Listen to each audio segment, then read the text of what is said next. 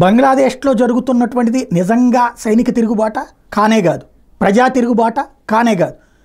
ఏ అంశమైతే అయిందో అది పరిష్కారం అయిపోయింది. కానీ వాళ్ళని ముందు పెట్టి నడిపించినటువంటి వాళ్ళు పాకిస్తాన్ ఐఎస్ఐ, అట్లాగే అక్కడ ఏదైతే జియా పార్టీ సంబంధించిన వాళ్ళు, దానికి తోడు అమెరికా యూరప్ దేశాల సహకారంతో ఉన్నటువంటి సంస్థలు, వాళ్ళందరి మద్దతుతోనే వీళ్ళు ఈ అరాచకం చేయగలిగారు, ప్రభుత్వాన్ని దించేసి అధికారాన్ని మార్చగలిగారు. కానీ అక్కడ ఉన్నటువంటి హిందువుల పరిస్థితి మనకెందుకంటే హిందువులు అంటే చాలా చులకన, రేపు మనకేం కాదులే అన్నటువంటి ధైర్యం.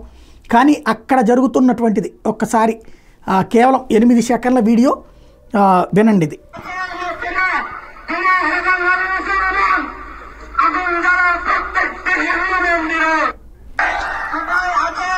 అర్థం ఏంటో తెలుసా? హిందూ లమ్ డాష్ డాష్లని ఏదో చెయ్యండి, వదలద్దు, అనుభవించి చంపేయండి, ఇది వాడుతున్నటువంటి పిలుపులు. ఇలాంటి పరిస్థితులు గతంలో కాశ్మీర్లో చూసాం, తర్వాత మళ్ళీ ఇప్పుడు ఇక్కడ చూస్తున్నాం. హిందువులు ఒక్కసారి ఆలోచించుకోవాల్సిన సందర్భం.